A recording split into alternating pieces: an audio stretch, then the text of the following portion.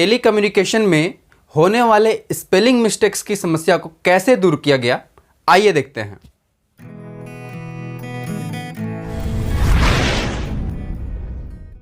Good morning class, मैं हूं सुजीत और आप देख रहे हैं स्किल प्लस। और जैसा कि हमारा सब्जेक्ट है टूरिज्म मैनेजमेंट, जिसमें आज हमारा पहला टॉपिक है फोनेटिक कोड्स। ट्रैवल करने के लिए भी कई सारे डॉक्यूमेंट्स रिक्वायर होते हैं, जैसे कि टिकट्स, वीज़ा, पासपोर्ट आदि। तो यदि ट्रैवल डॉक्यूमेंट में दिया गया डिटेल यदि आपके आईडी से मैच नहीं करता, यदि एक भी स्पेलिंग मिस्टेक होता है, तो आपको ट्रैवल करने की अथॉरिटी नहीं मिलती, अनुमति नहीं मिलती। तो अक्सर टेलीकम्युनिकेशन के दौरान टिकट्स बनाते समय या कोई डिटेल्स फिल करते समय कोई ना कोई मिस्टेक हो जाता है स्पेलिंग्स में। कहीं हमारा जैसे M का N हो जाता है, P का T हो जाता है। तो ऐसे मिस्टेक्स को दूर करने के लिए या ऐसे मिस्टेक्स ना हो, इसके लिए आयटा ने फोनेटिक कोड्स बनाए, जिससे स्पेलिंग मिस्टेक्स की समस्या से निपटा जा सके। अब यहां पर एक नया हमारा पास शब्द आया, आयटा, IATA। आयटा, आयटा क्या है? आयटा का फुल फॉर्म होता है international air transport association. International air transport association ये पूरे एविएशन इंडस्ट्री का हेड है, जो सारे रूल्स, रेगुलेशंस, नियम बनाती है, जिसका पूरा एयरलाइन इंडस्ट्री फॉलो करता है। तो आयटा के ही बनाए के नियमों पर पूरा एयरलाइन इंडस्ट्री चलता है। अब यहां पे आया एक और टॉपिक हमारे पास कि एविएशन इंडस्ट्री।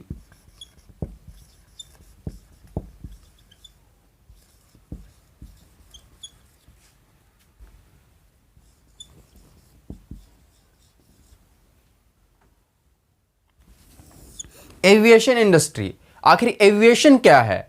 तो एविएशन एयरलाइन से संबंधित सब कुछ, चाहे वो एयरक्राफ्ट का डिजाइनिंग हो, मेंटेनेंस हो, मैनेजमेंट हो, वो सारे एविएशन इंडस्ट्री के अंतर्गत आते हैं। जैसे मेडिकल में हम क्या कहते हैं? मेडिकल में अगर कोई दवाइयों का बिजनेस कर रहा हो या कोई मेडिकल फील्ड है, तो उसे हम फार्मा इंडस्ट्री कहते हैं। उसी प्रकार एयरलाइन से संबंधित कुछ भी हो, उसे हम एविएशन इंडस्ट्री कहते हैं। तो एविएशन इंडस्ट्री में जो सारे रूल्स और रेगुलेशन नियम बनाती है, जैसे सभी एयरलाइंस फॉलो करते हैं, सभी टूर्स एंड ट्रैवल्स फॉलो करते हैं, वो नियम्स आयटा बनाती है और आयटा के ही बनाए गए नियमों पर चलते हैं। तो कई बार टेलीकम्युनिकेशन के दौरान हमें टिकट्स बनानी पड़ती हैं या कई सारे ट्रैवल डॉक्यूमेंट हमें फिल करने पड़ते हैं, तो कई सारे स्पेलिंग मिस्टेक्स हो जाते हैं। उसकी समस्या के लिए आयटा ने फोनेटिक कोड्स बनाए। अब फोनेटिक कोड्स क्या होते हैं, आइए देखते हैं। आपके स्क्रीन पे दिख रहा है ये कोड्स फोनेटिक कोड्स कहलाता है, जैसे alpha, bravo, charlie, delta, echo, foxtrot, golf, hotel, India, juliet, kilo, lima, mike, november, oscar, papa, quebec, romeo, sierra, tango, uniform, victor, whiskey, x-ray, yankee, zulu. तो दोस्तों अभी आपने स्क्रीन पे देखा कि ए से लेकर जेड तक सभी अल्फ़ाबेट्स के लिए एक वर्ड्स बनाए गए हैं, जिसे फोनेटिक कोड्स कहा जाता है। जैसे कि आपने देखा कि ए का अल्फ़ा, बी का ब्रावो, सी का चार्ली, डी का डेल्टा। तो ऐसे ही पूरे जेड तक बनाए गए हैं। यहाँ पे हम ध्यान देंगे, ये सेम वैसे ही जैसे हम केजी क्लास या पहले या दूसरी क्लास में A for apple, B for ball, C for cat पढ़ते थे, वैसा ही है। लेकिन हम ऐसे ही पढ़ते थे, A for apple, B for ball, C for cat. Same वैसा ही है यहाँ पे कि ए का अल्फा है, बी का ब्रावो है, सी का चार्ली है। पर हम केजी क्लास या पहली दूसरी क्लास में जो भी पढ़ते थे, हम ए फॉर एप्पल कहते थे। यहाँ पे हमें फोर का इस्तेमाल नहीं करना है, क्योंकि यहाँ पे हम ए फॉर एप्पल, ए का हम मीनिंग बताते थे कि ए का जो मीनिंग होता है एप्पल होता है, ए से एप्पल होता है। बट यहाँ पे हम एज इन इस्तेमाल करते हैं।